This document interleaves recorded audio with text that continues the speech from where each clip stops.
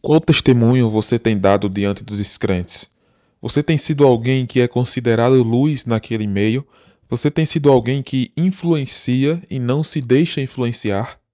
Pense em como você tem agido diante daqueles que não têm ao Senhor. E meditemos juntos nestes versos que vamos ler aqui.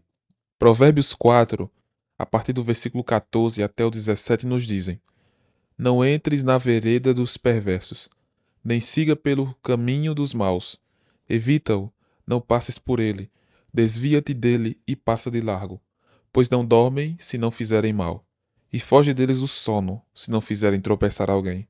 Porque comem o pão da impiedade e bebem o vinho das violências. Percebe como essa imagem aqui do perverso, do mal, do que não tem a Deus, é uma imagem que talvez você pense: eu não conheço ninguém que seja assim, violento, ou dessa maneira descrita aqui.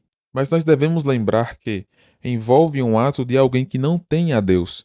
Então nós podemos tirar aplicações para nós no nosso lidar com os descrentes. Obviamente que nós não podemos simplesmente nos distanciar, nunca mais falar com descrentes, porque isso é impossível e nem é bíblico, na verdade. Porque nós precisamos falar de Jesus para eles e nós precisamos construir pontes e não queimá-las.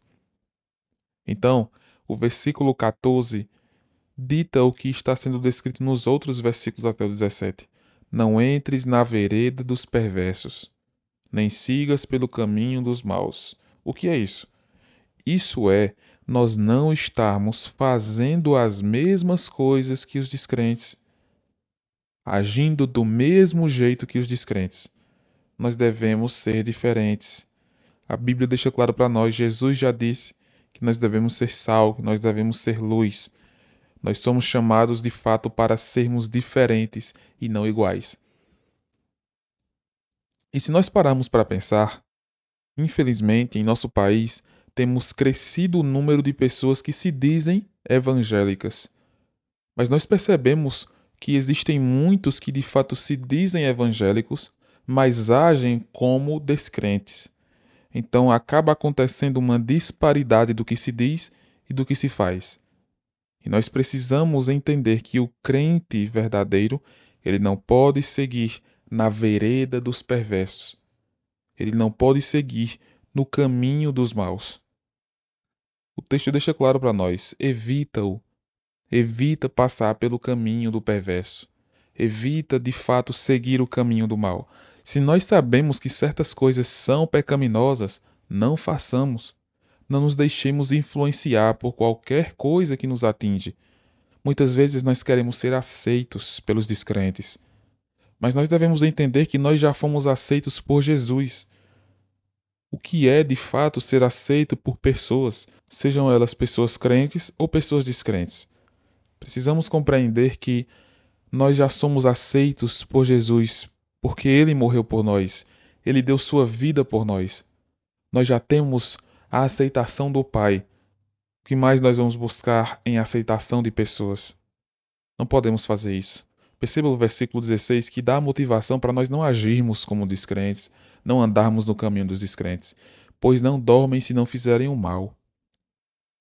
O motivo é a mentalidade de alguém que não tem a Deus é fazer coisas contra Deus, pois estão em rebeldia contra Deus. Romanos 1 deixa claro para nós que a ira de Deus se revela do céu contra toda impiedade e perversão dos homens que detêm a verdade pela injustiça.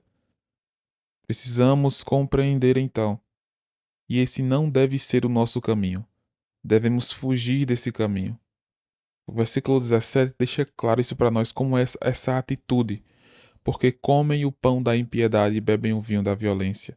Ou seja, o alimento, a essência da vida de quem não tem a Deus é ser ímpio, é impiedade, é estar distante de Deus. Como nós iríamos andar pelo mesmo caminho de alguém que não tem ao Senhor, que não tem a mente de Cristo, que não anda no caminho de Cristo? Então nós precisamos nos afastar do caminho do perverso. Não é necessariamente deixar de falar com eles, mas é agir da maneira correta. É cortar coisas que nos levam a pecar, ou pessoas que não nos respeitam em relação à nossa fé. Precisamos compreender que o nosso Senhor espera mais de nós, que nós aprendamos a lidar da maneira correta com a ação dos ímpios, e que o Senhor te abençoe.